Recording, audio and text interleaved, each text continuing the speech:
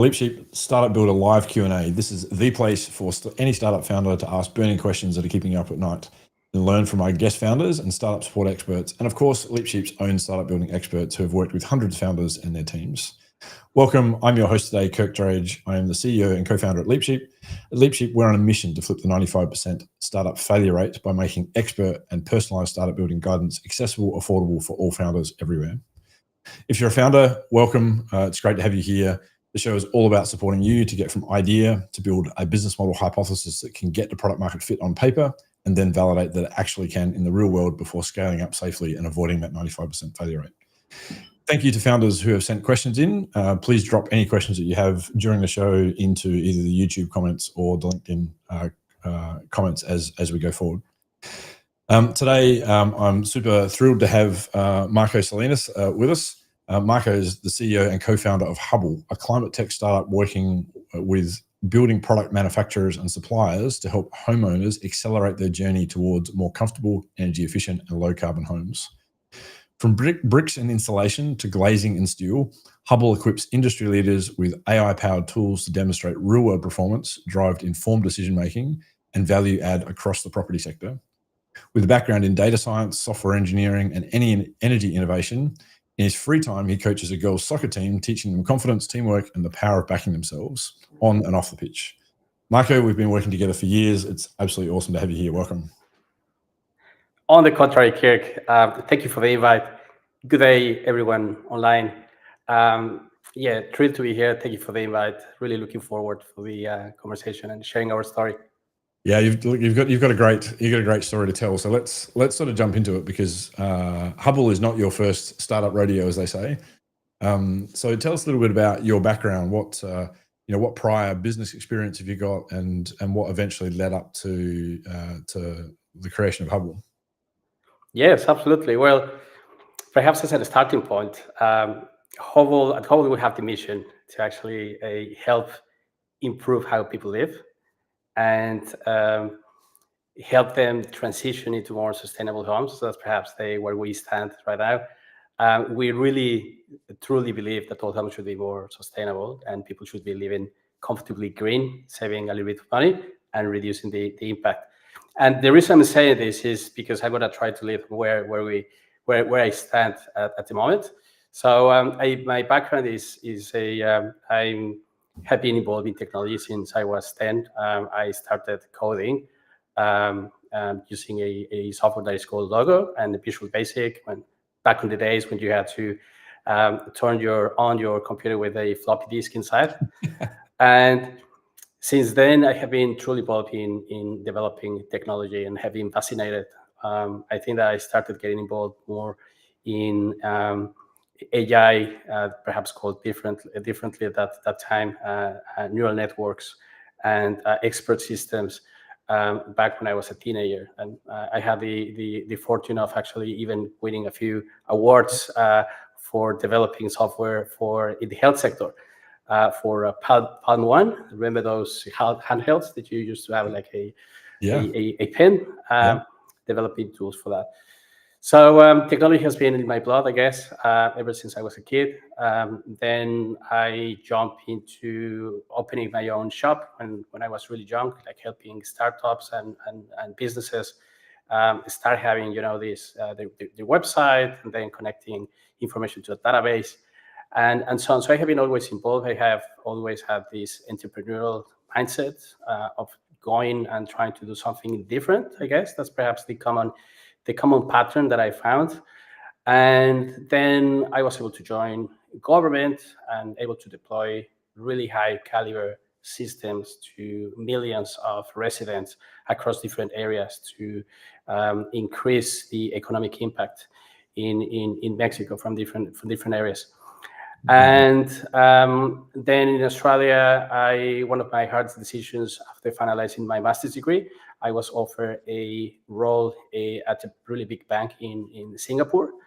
And I had to make a decision on whether joining the bank in Singapore or continuing my career in a startup here in Australia. Yeah. And I would say that perhaps that was one of my toughest decisions in life. And of course, decided to join as a product manager the startup here in Australia, which has been a fascinating journey. A lot of learnings. The company didn't succeed; it actually went bankrupt. But with failure, obviously, comes a lot of learnings. I wasn't the founder at that point. I was just an employee, but I was able to see like really close all the development and all the troubles and everything that we were doing wrong. And of course, that I'm trying to avoid this time. There's some great things I just wanted to pick up on from your background, which I see across a lot of founders. You've got a deep curiosity in technology. You see that in so many founders. Obviously, you've also got a social impact. It's not just about the technology. I see a lot of founders that struggle, that sort of that are missing that purpose. They just love building the tools, but they're not sure who they're building it for. They're not passionate about the customer. And it's clear from the time that we've spent together and what you're talking about today that you've got that passion for using the technology for an outcome and not just looking at the technology for what it can do and the technology's sake, which is a trap that I see some founders in. And you've also got experience in large business and government, so you've seen how systems and processes work at scale. You've worked in a small startup. You've had that failure experience. You know what that's like. It's a roller coaster. It's very humbling. It forces you to think about everything that you know and 100%. Yes. And reevaluate yourself. And obviously, being a global citizen, you've also got that great view of just how big the world is and the opportunities are out there.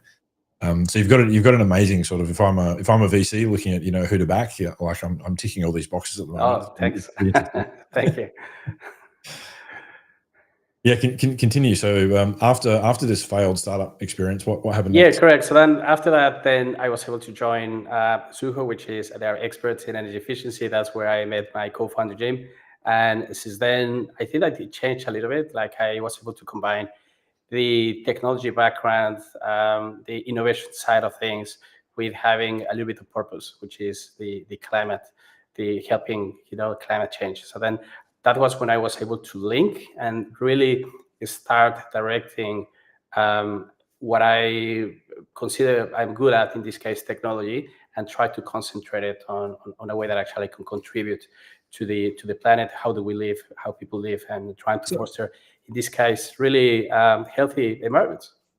So somewhere around this time, you built a energy efficient chatbot, didn't you, and entered that in a competition? Is that am I remembering that right?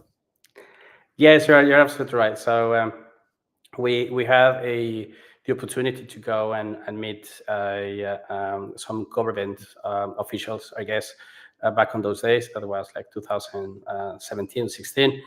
And that was happening in Canberra, in ACT. So I had to go with Jim, and I had a few conversations with government officials. And there was a competition happening, happening in place. In this case, the competition name is GovHack, which is, I don't know if it's still around, but it's a competition that happens in Australia all across every single state. And it just happened that it was also going to be happening in Canberra. So at that point, I was building my team. I had my first hire at that point, which is Christian. He's still working with me till now.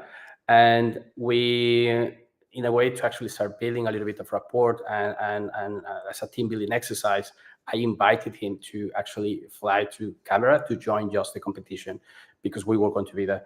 So we joined the competition. We spent 2 days just coding and developing interesting and funky stuff, and we end up with 2 ideas. One of them is called a building passport. It's something that always has been in the background.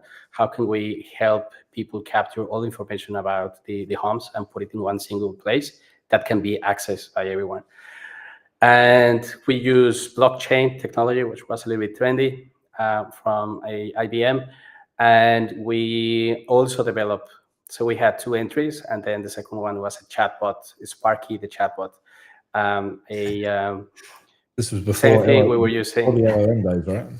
We were using Watson technology again from IBM, and it was some sort of LLM where you could ask questions on how to improve your house, and Sparky, the chatbot, was responding. And I believe that through that competition, we won, by the way. So we won the first prize and national, and a second prize. Can I ask you what your if you can remember what were your expectations? What did you think you were going to achieve by joining the competition? Oh, nothing. Absolutely. I mean, in this case, just having the opportunity to spend time with my team. In this case, with Christian, just trying to get to know him a little bit better. Spend time, see how he thinks. Have the opportunity to just do something that perhaps will be something memorable. In this case, also to get, and I was able to identify a little bit of a spark of interest on innovation from his end as well. So I think that it was just an amazing opportunity to start building a team. It was quite interesting because I had on the role, in that case at Suho, I had in the role just like a few weeks. So when I mentioned that I wanted to bring Christine with me, everyone just looked at me saying like why? Like it's perhaps not really something usual in a corporate, just take somebody to a competition. But I think it was really useful. And if I remember correctly, I believe that I met you through that competition. So that was perhaps my first interaction with LeapSheep was through that GovHack event. Yeah. Is that correct? Yeah, I think you're right. Yeah. Yeah, I mean, it's a great thing that you really join that competition for learning, and I think this is one of the things that I think startups struggle with all the time is there's such pressure coming from everywhere. It comes from yourself as a founder. It comes from people that you speak to about how quickly you're going to commercialize and get a product out and get customers. But in the early days, you're trying to figure out what even is my business model, and should I build this business model or another business model? And so experimentation and learning is a hugely important part of the journey.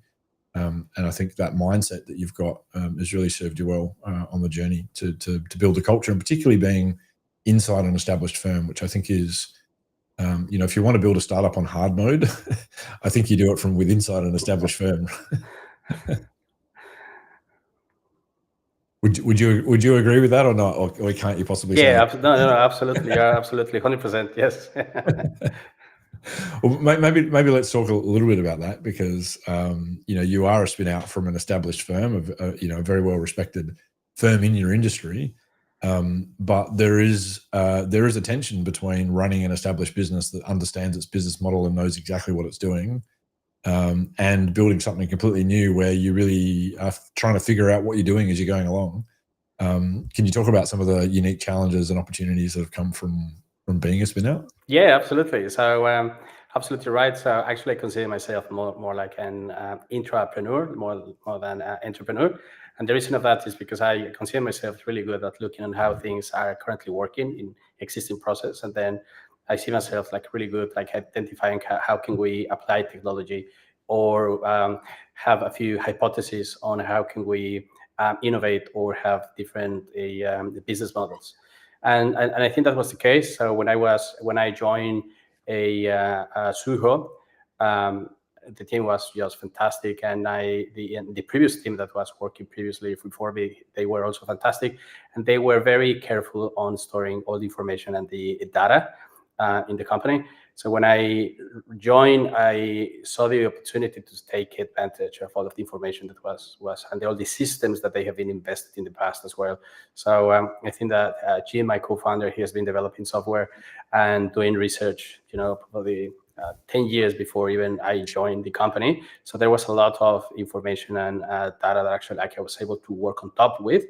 And I remember myself just going like after a few months and going to Jim and saying, hey, what you got is fantastic. There is a huge opportunity to leverage all of the systems and data, and there is an opportunity to commercialize and going out with digital tools. At that point, it wasn't a priority for the company, but we always had that in mind. So there was also a clear indication that there was a potential opportunity for helping the homeowners directly, through systems. So then a little bit later on, when we started having conversations, in this case with LeapSheep, we were talking about the chatbot, and that was when we really have the idea of trying to reduce the complexity on how people looks at energy efficiency, which is extremely complex, very obscure, and how can we start reducing the complexity in a way that it's available and we can provide instant insights to anyone that is in the process of designing a house or looking into the different materials that they are planning to use and what is the trade-off. So we have the opportunity with that technology to contribute to material selection of really energy efficient homes, like for example the 10-star house that was built here in South Australia. And we were able to use technology to then, like we as a proof of concept, to demonstrate that out of hundreds of thousands of different glazing types, we can actually pick the one that makes more sense and find that sweet spot, the correct balance. So it was really, really, really good, the opportunity. In terms of challenges, it's sometimes difficult to explain why it makes more sense to spin out, and how, in order to have the correct environment, you need to be entirely autonomous to make your own decisions and fail and really quick. So that's perhaps the challenge. Yeah. Also, established business would be looking perhaps into having and commercializing something really quick without the full understanding that we're trying to figure out what we're doing, and there is still a question mark that we're trying to resolve. So the faster that we go and eliminate options, saying, okay, this is not going to work, this is not going to work, it's the better, without having, the being perhaps a little bit bold on how do you go to market, just to eliminate options. And I guess that's something that happened at the end. But we were able to explain really clearly how, by spinning out, was the best way of adding value to the entire ecosystem, and how a purely digital company might succeed better if it's entirely independent. Yeah. And at the same time, then we started showing the different hypotheses that we could have as a company, and the different opportunities with market size, and in a way that makes sense from a viable economic perspective. Yeah, that's great to be able to, be able to bring an established business leadership team, ownership team on that journey to understand that maybe a spin out could end up being bigger than the mothership, because it can create a more scalable business model. Totally. Yeah. And it can go global. That's a phenomenal, phenomenal journey. It's not an easy thing to manage. So you've done very, very well there. It's interesting, as you're sort of talking about this, to look at another big category of founders that I see. So we do a lot of work with spin outs, such as yourself, managing all the kind of issues that you've been talking about. But there's another group of startups that I see out there who are probably the easiest way to describe them is AI consultants. And they're out there, they've got lots of good technical skills, they're great at creating, bots and agent workflows and, so on and so forth. And a lot of these people that I speak to, what they're really doing is they're looking for the right use case to build a product for. And they know that they shouldn't just build a product and try and launch it and scale it, because we know that's the number one reason why startups fail. But they don't have the use case that's worth building a product for yet.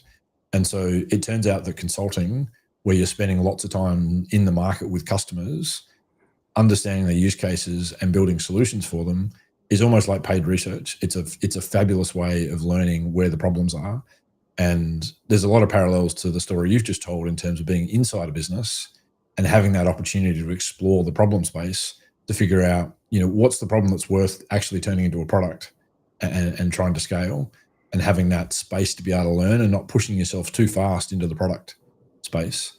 Can you talk a little bit about how you think about when's the right time, or you obviously have sort of made this decision. When was the right time to go, yes, we've got the confidence and we feel like we've got the validation to now turn this use case into a product? And when did you come across scenarios where it's like, no, this is not it. This is not the one. Well, in my case, I guess that we personally have a very optimistic. I would be saying yes, like just immediately, let's give it a go. Let's try to fail as quick as we can, so we can just eliminate, the opportunity. So I'm from that, perhaps that mindset and that attitude. You're absolutely right. You need to have internal knowledge on how something operates in from you need to be an expert in that domain to try to see how can you improve it. Being a consultant in AI or any other technology, it's something that helps, but unless you are trying to bring the same use case was applied to a different industry and can have a fit, tropicalize the solution perhaps to a different industry, it will be very, very different. So you need really deep insights. At least that's what I believe. The value that we're providing, I wouldn't say that's entirely just from the technical side of things, but it's a full understanding on the goals and the objectives of our clients. So the goal, I would say, the technology perhaps just aside is an effect of what we're doing. It's more knowing what is exactly what the customer needs and why, and what are the challenges, what are the gaps. And you're absolutely right. So when we did a little bit of research at the beginning, we did market validation. We went out, we interviewed builders, and we were taking this opportunity to get feedback, like really genuine feedback on we're building this. What's your take? What's your opinion? What's your feedback? Is that something that sounds quite viable for you, feasible? Is that desirable? So we were having perhaps those conversations, trying to validate, the market size and if there were customers outside. And we were getting really strong. You weren't selling anything at this point. You were just trying to learn. Correct. I wasn't selling anything at this point. So we were just looking, like exploring, and even the customers, they were saying yes. Like we were trying to engage them as a research at that point, like trying to understand a little bit better, and being very clear upfront that we didn't have any technical solutions, but more like we can help you achieve this, but perhaps will be the first time that we were doing it. So we went out, we were trying to get validation, and we really got strong validation that the market was ready for something like what we were doing. And something interesting. Can I ask you before you go on, what gave you the confidence and what's the right word? The confidence and the ability to get those meetings? Because I talk to founders all the time, and one of the things I hear is I don't know how to get these meetings where I don't have anything to sell, where I just want a conversation with potential customers. I'd love to hear I've got an answer for that, but I'd love to hear your answer about, why were you able to get so many meetings with potential customers for which you had no product and really learn about their business? Well, in this case, I think that we have a little bit of advantage. I was working on established business at that point when we were doing, we haven't spun off at that point in time. So we were still working in established business. So they knew the business, they knew Jim. I was taking a little bit of advantage of Jim's network. He's really well positioned, and he's considered an authority in this domain, in energy efficiency side. So, but at the same time, I was just bold on just sending a email or a LinkedIn message saying, hey, I know that you're doing this and we're trying to resolve this problem. And if you have 5 minutes, we'd love to interview. And it turns out that 90% of the cases, when you are targeting the correct segment or profile or persona, in this case, you will get a, yeah, absolutely, let's spend 5 minutes. So just ask him and perhaps just being brave enough to just go and ask for those 5 minutes. It would be, in my case, would be more than sufficient. Even better if you are well positioned in a really good network, and even better if you are, in this case, working in an established, known company. Yeah, I think that's a really, really important point. Is you mentioned there that Jim's got the credibility in the problem space, and so that makes it easier. And I think this is something that startup founders sort of grapple with, particularly if you're not a domain expert in a space and you're trying to meet with people in an industry that you're not from. It is hard, but one of the solutions is to start to become a domain expert And I like the journalist kind of analogy, where start to become a journalist and meet as many people in that domain as you can and ask them questions and get them to teach you by asking questions. And if you're focusing on them and their interests and outcomes and their problems and their challenges, just like a journalist does, people generally like speaking to journalists, particularly if it's if it's not hard journalism where we're trying to get some information out of you, where it's more soft journalism where they're trying to learn about you and teach other people about you. That's a huge cheat code, and I think this is one of the big benefits of being inside an established organization, is you've potentially got this massive trust and credibility that's already built that you can leverage. And if you're a founder that doesn't have that, one of the things you've got to think about is, how do I get that? That's a resource that I need, and you've either got to build it yourself or find a co-founder or a partner that's going to give that to you. Yeah, it is. Sorry, no, that's right. And also the question and how do you ask? I mean, in this case, if you send a email, to a drafter that is spending like a huge amount of hours trying to resolve energy efficient problems, trying to find the correct, design and orientation of specific building, or the different materials, and then he reads an email saying, "Hey, I'm working on this technology that can help you resolve this. Would you be, willing to spend 5 minutes with me?" It needs to make click the person that you're asking and the problem that you're trying to resolve. So once you find, I know that perhaps will be very early, but once you find that really good match and that fit, they will be willing to spend 5 minutes. And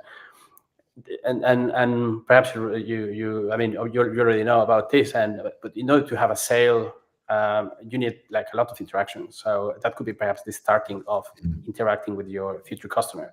You don't know that perhaps he will be or that company will be the future customer, or this interviewee will know that they will be the customer, and will take another 10 or 15 touch points perhaps to convert this lead, if you want to put it in that way. But you need to start really early on having these interactions in order to not just get the information that you need, but at the same time to build trust and rapport with the industry and the community. Yeah, and it's another big advantage of being in a spin out is you can be a little bit more patient, where you can expect to have those multiple iterations, and you're not just trying to make something happen, in one call or one interaction. And I think this is something that, again, as founders, we sort of put pressure on ourselves to make things happen really quickly, or we've structured ourselves in a way that we have to act really quickly. Like we've quit our corporate job, started a startup, and we've got 6 months worth of runway, which is almost setting ourselves up for failure. Right? Yeah, 100%. Yes. Yeah. And if anyone in the chat's got any questions, I'd like to dive deeper into Marco. Please ask away, because I think he's got some fabulous things to share if anyone's interested. But go on. So so about the stories that we were getting evidence in this case from builders that they wanted to use our tools, and they were saying yes, if you build that, then we will pay for that, we will use it. So we got a few eyes, a few validation from a few builders, and enough perhaps to just go away. That was perhaps a huge mistake. So we went just away, and we invested a lot of resources and a lot of time to build something that might find, and took us months to go back and to give them something, and which we eventually we did. And it wasn't that it was way too late. On the contrary, I think that the entire experience perhaps was really early in the journey, but we didn't see traction, or the traction was extremely low in terms of the transactional and the paid engagements to start using our technology was extremely low. So then we were asking, well, what's happening? So everyone said yes, and then we went out. So what sort of time frame are we talking here? Just perhaps, when you did that, just perhaps 2 months or 3 months. So I mean, not really, like that long period of time. But what I'm saying is that the evidence that we were getting, it was good, it was strong, but we didn't continue testing or getting more evidence that they would be willing to pay for it, right? So the interviews that we conducted perhaps was like enough, and getting a repetitive pattern of these potential clients saying yes, that was perhaps enough, but we didn't continue testing the entire process. Yeah, right. And builders on their own right are very complex entities that they have many different departments, and they operate with different priorities. And energy efficiency at that point in time wasn't the highest priority or the top 10 priority. Yeah, right. There was shortage in materials, permits, design, dealing with potential clients. And having a conversation about energy efficiency, that's something that they wanted to avoid or prevent having it, because that technically meant that they had to spend another half an hour, 1 hour talking with a potential homeowner on the energy efficiency of their homes. Which, if you ask me, it makes totally sense, because they will be living, for a few years in that house. Yeah. But they wanted to reduce the time and the interaction and friction. So it wasn't very well aligned. So if you ask me, we didn't validate it really quick, and we weren't actually getting the transactional traction, and we weren't getting the clients, the paid clients, and we were spending a lot of resources. This is fascinating. I just want to bring up our disruptive innovation journey, which sort of talks about the steps. And you're talking about what we describe as segment validation or user research. Highlighting is actually how difficult it is to do good quality user research. I mean, we come across a lot of founders that have done no research, and that's always a massive red flag. And it means you're probably going to end up in a world of pain. But we also come across founders that have done research, like you've suggested, but you actually haven't got the result that you want out of user research. You want that validation that you're going to end up with paying users. And I think this just highlights how hard good quality user research is. And I come across a lot of people. I was talking to a guy yesterday online in California. He's a founder. He bought the book, The Mum Test, and that's what he's using. Fantastic book. Yes. It's a great book, right? But and one of the reasons why it's so great is because it's so approachable and simple. It sort of makes the concept of user research approachable, but it then doesn't go down to the necessary level of detail to solve the kind of problem that you're describing, which is, how do I really make sure that my user is going to pay for it? That's a whole nother level of detail that you need to go into. So that's fascinating. So how did you recover from that situation? Well, yeah, I mean, 100%. I read the Mom Test book, and it's fantastic. Yeah, you get, and perhaps something that I recommend. There is another book that is called Testing Business Models or Business Hypothesis, and from a strategizer. I think that was a fantastic book, and that gives you perhaps a really good idea on how to test and validate ideas. The Alex book. Yes. Yeah. And yeah, absolutely. And I was able to read. Then after that, then the validation then happened from different angles, not just from just going and having an interview, people saying yes, but then you can have really small test. Just by even before just going away and working on a solution for 3 months, like not even the expression of interest, because we had it perhaps in writing, but even perhaps a contract, or even it's really small, engagement. And in our case, it was really difficult to recover because we have enough traction, the one that actually you don't want, because there is one side of you that is telling you, oh, this is actually working. You have, these clients. So instead of that helping, is actually giving you the lead to actually continue working on that solution that perhaps we have future, but correct. Yes. Yeah, correct. Absolutely, 100%. That's really, really difficult. So what you're describing again here now is you sort of skipped from stage B straight to stage D1, which is trying to build a solution. And what you've just described there is there's lots of things that you can do that are cheap and quick and easy to do what we describe as concept validation, where you're getting more signals from the customer, whether you're in the right market with the right problem that they're going to pay and that they like your solution.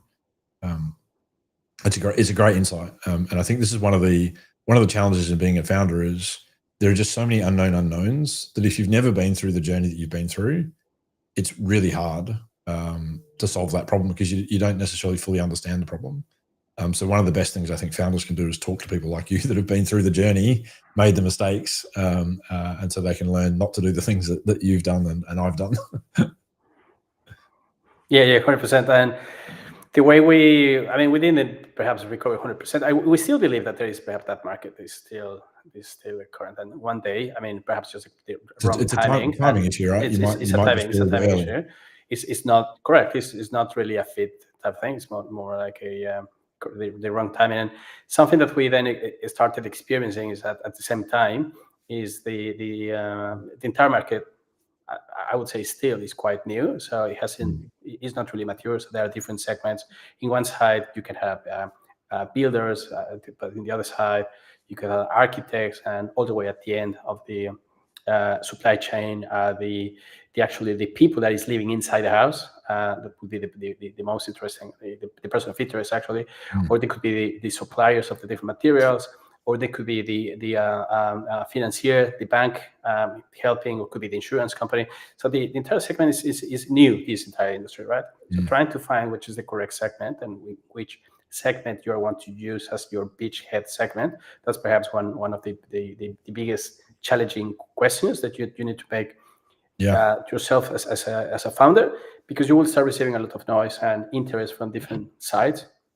Whereas what you basically need to do is concentrate in one single space and try to leverage as much as you can, build a trust, confidence, and then try to see if you can take it to the next segment. Yeah. And something that you got this challenge of figuring out who are your users and who are your buyers, and figuring out what's a business model that's actually going to work in this ecosystem. You're in a space that's, you're not a B2B product like a Xero where you're selling to accountants or finance managers. You're working with an ecosystem, which is a much harder problem to solve. Yeah, 100%. Which at the point it wasn't entirely mature, and we were trying to still discover like how can we use it, and concentrating in one segment is perhaps the key thing. In our case, we started receiving a interest and a little bit of traction from different segments, so it was really difficult to concentrate in which one. We knew that builders perhaps wasn't the best at that moment in time. We have never pivoted in a different direction, so we have been always working on the energy efficiency side of things. But just perhaps how do you wrap the solution and the bits and pieces that gives insights to a specific persona is basically what we have been changing. And we started receiving a little bit of traction from product manufacturers. The reason of this is because our users at that point in time, they were architects.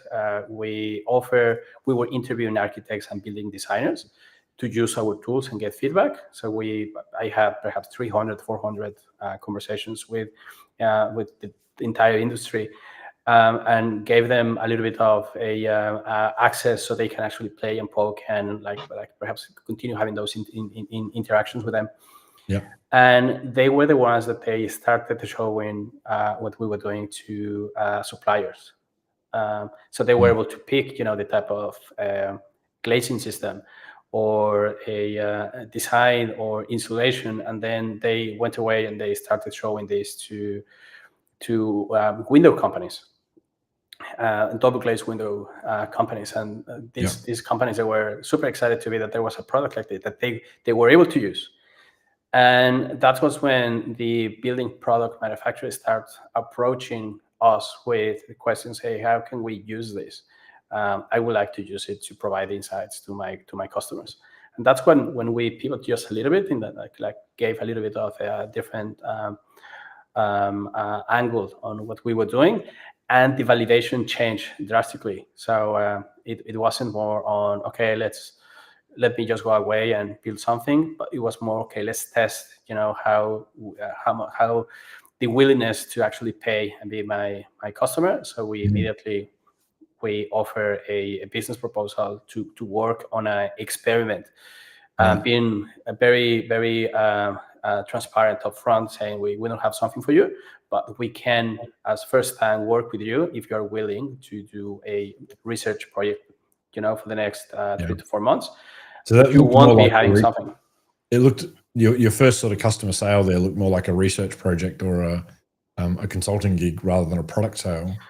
Correct. They knew a little bit on what we were trying to do, so that they had this perhaps little understanding, but we didn't have like an entire 100% solution. But what I was trying to test was perhaps more the segment and the willingness to invest into our solutions more than the actual solution. So I knew that the technical side was something that we were able to resolve it quite quick. The wrapping and how to interact with the users as well. It was more the validation was more around the willingness to pay and like putting the hand in the pocket and saying, okay, I'm gonna start paying a subscription. That's amazing. I mean, we hear so much feedback from founders that think they have to be a product company from day one. VCs tell them they won't invest in them unless they're a product company from day one, and they don't want them to do consulting work. But this D1, where you're doing your first pilots, and Paul Graham from Y Combinator says, do things that don't scale. Being able to spend time with a customer, high touch, and I understand, you've been working with customers interstate, you've been flying back and forth to meet them, spend time in their business. I mean, that's the sort of learning that you just can't get if you give people a demo of your software and ask them to play with it. The difference in the amount of feedback that you must have gotten through that process by doing project-based research and consulting is just worlds apart. So the cost of learning for you is actually lower, even though it seems like it's manual and non-scalable and et cetera, et cetera. What can you reflect on how you sort of think about that and how you're now sort of thinking about transitioning to more of a product kind of company? 100%. And yeah, totally agree with you. And where I see the value is not just with the number of interviews and the different people that is like, but these early adopters, is the best feedback that you will ever receive. And you will, there is a different sense. Like, I was entirely impressed, perhaps to give you an example on how when we finally found like that early adopter that is super happy and keen to use the tool, and every time he's using the tool, you're resolving a huge problem. And it's so big that they just keep asking for things, and they are giving you the whys. And these are the super users, right? The best feedback and the champions that are going out and telling the entire, staff members everything that they have been able to accomplish with your tools, and the advocates and those really early. And I didn't know that this, type of user existed until I was able to face a few of them. And it's super important, like, just to be ready and try to identify them as quick as you can, because they are the perfect scenario to start having those conversations. And they will give you information that nobody will be, or just willing to spend time because they fully understand what you're trying to resolve. So 100%, and trying to get those really good interactions with early adopters and those advocates of your tools and the issue in a way that you can then reflect and then try to understand how can you scale it and how can you transition more into something that you can replicate a bit faster. You can reduce implementation times, reduce the sales cycle, from months perhaps to a few weeks or a few days. Similar with implementation, coming back from months to like trying to bring it down to a few days or a few hours. So incredible! It's an incredible journey that you've been on, and I think I love speaking to founders like you that have got journeys that other founders can follow. You see so many stories, like you read about Mark Zuckerberg and you go, well, congratulations to him, but it's not a journey that I can learn from and follow in his footsteps. It's a very unique set of circumstances that led to the success of that company. Whereas everything that you've talked about here, any founder can do. And so it's a very, very repeatable journey to get to the kind of success level that you've got to. I'd love to hear a bit more now about, where have you settled? What is the vision for your product now? What problem are you solving? And where do you see Hubble making a big impact for the building industry now that you've got this knowledge and understanding behind you of where the opportunity is? We still believe that it's a little bit in that the market is a little bit immature. So there are segments that they are trying to define the standing position, like for example, insurance companies and banks and the financial sector. Real estate is now coming into game as well. This is for existing homes, and we truly believe that actually we can help improve and provide insights on how people can transition their homes into more sustainable environments.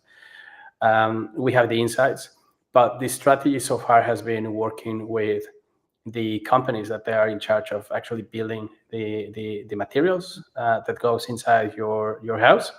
And we believe, or I believe personally, that the real value of a solution is how close are you from the data. And this is perhaps just coming from the principle that we are an AI company, like a deep tech AI company. So we generate our data, we synthesize different scenarios, and then we model and we play on how different materials will respond to different environments.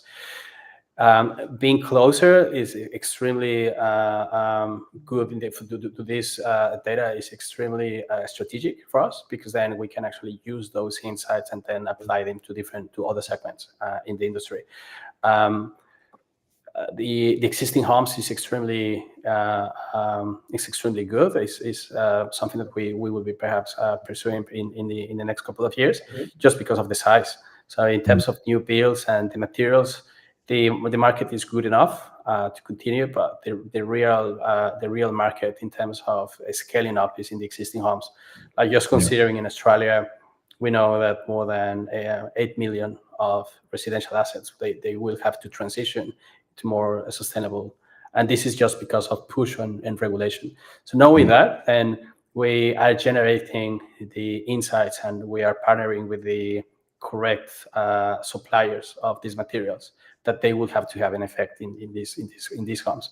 So we're working really close with the insights, with the data, and in order to prepare perhaps to help existing homes occupants.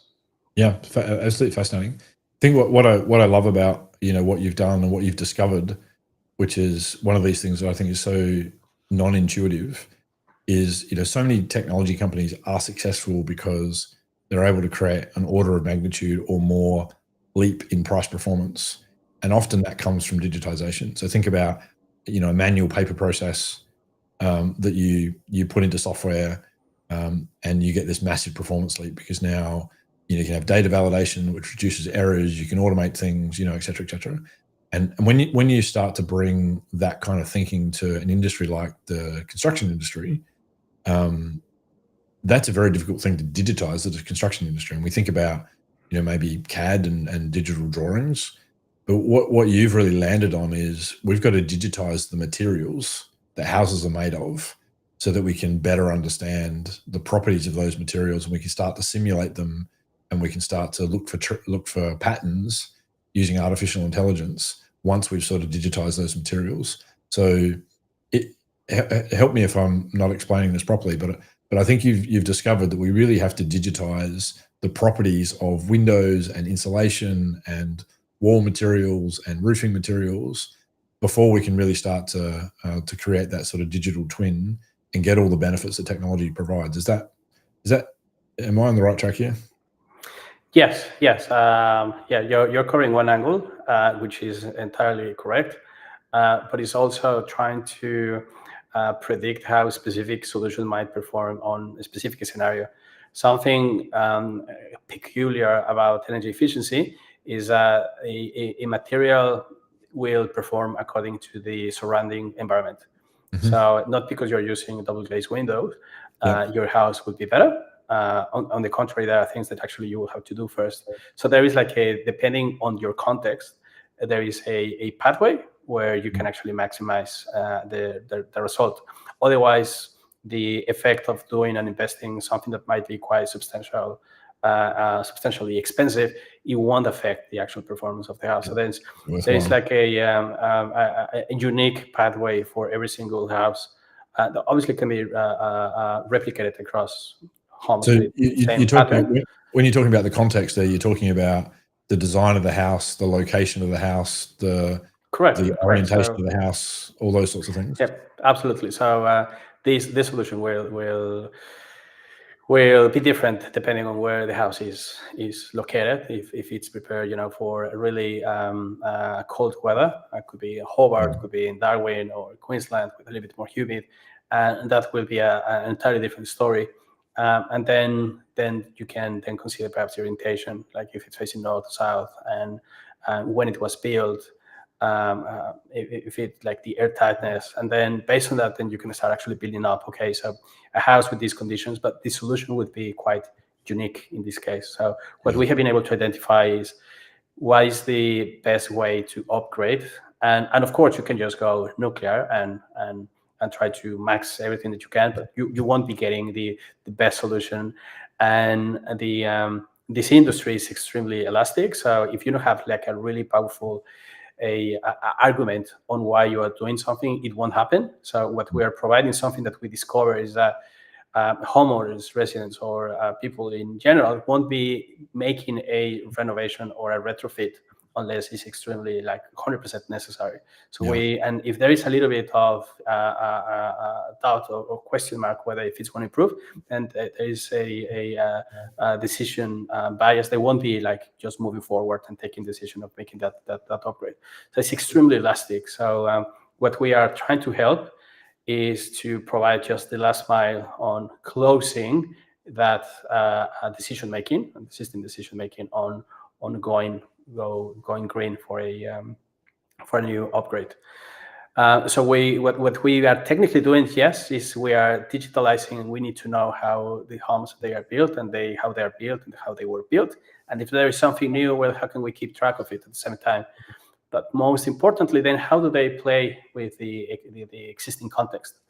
And then based in the context, then continue providing a pathway that will make sense, not just in terms of comfort and health, but with that potential return of investment and maximizing the reduction of a impact to the earth. Yeah, that's incredible. So you really have to be able to you really have to be able to scale mass personalization, don't you? Because as you say, every house is unique, and unless you've got a system and a solution that can take all of those very unique individual inputs, you can't. You're not like a piece of accounting software or CRM software that everything's the same. It's very that's right, and that's the complexity. Like when you're with a builder designer, they will be willing or opting to include more details on the design and on the floor plan and the material selection and the different levels of insulation. But whereas if you get closer to consumers, then you need to reduce the complexity of that input, and then you need to still provide and be able to provide really good insights, but without overwhelming and showing that it's extremely difficult to get just the input of the house, and then you start making a lot of assumption and reduce the input, and there will be a trade-off. So then you won't be perhaps getting an extremely accurate result for compliance, but just enough to perhaps make a decision on what's the next step and how can you improve your house. Incredible. What an opportunity to solve that problem at scale, helping people build better houses, because you focus on the outcomes that Hubble focuses on are the comfort for the owner, the energy efficiency, which means the cost of running the house, and also the asset value. Is that right? Is that they the sort of three dream outcomes that you want to help the customer eventually nail? Yes, definitely helping them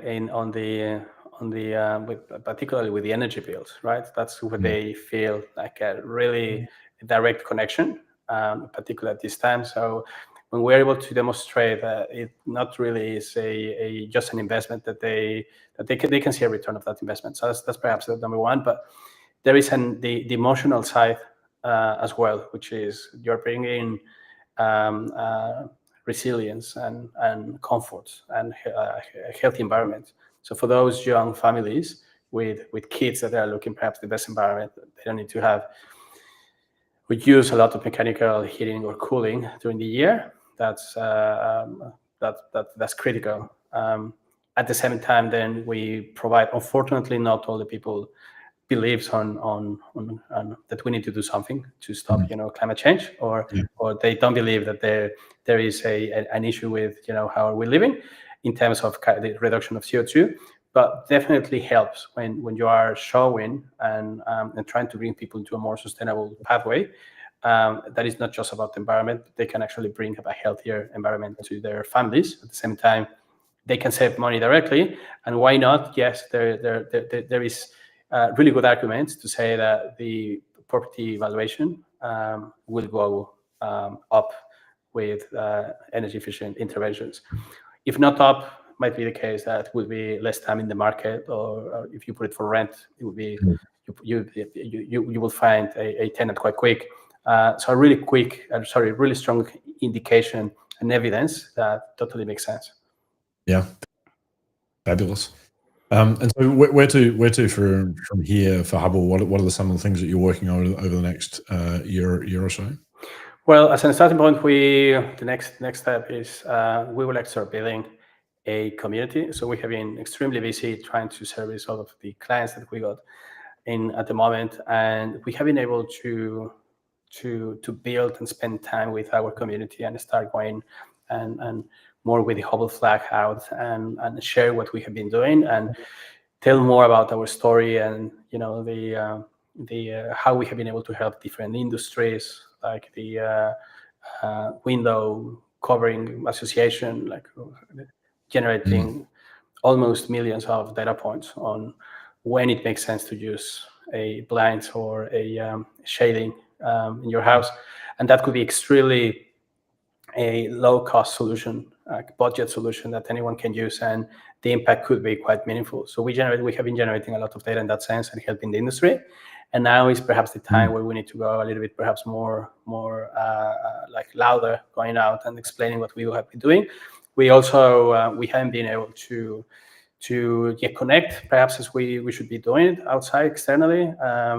For example, we were nominated on 3 different categories for a PropTech awards, and we haven't, one for design, the other one for energy efficiency, and there is a third one, but we haven't actually gone out and trying to leverage all that momentum that we have been generating behind the scenes, and it's now time that the work that we have been the really hard work that we have been injecting into our clients is try to capitalize it perhaps on a different way, building a community. So that's perhaps the next step, and that's where I would like to spend a little bit of my time.